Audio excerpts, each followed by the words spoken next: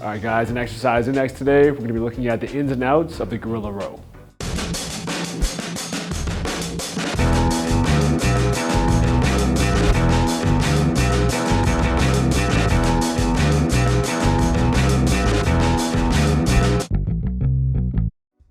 Alright, so the gorilla row is an alternating row that you can use dumbbells or kettlebells with.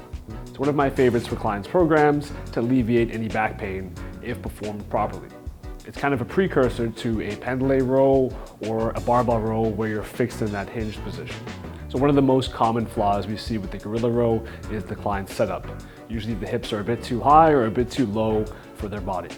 Ideally, we want our clients' back positions parallel to the floor or at a 45-degree angle, depending how they're built and their experience level. The next flaw that we do see is the disengagement of the hips.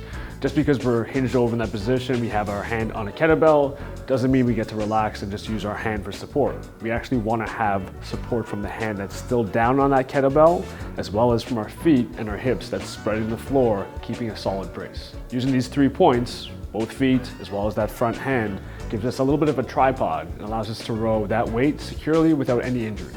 So a third common flaw would be excessive twisting from the torso and disengaging your entire back. Again, we do want our hips to stay fairly square as well as our torso to a certain extent, so we don't want to be twisting to get that weight up.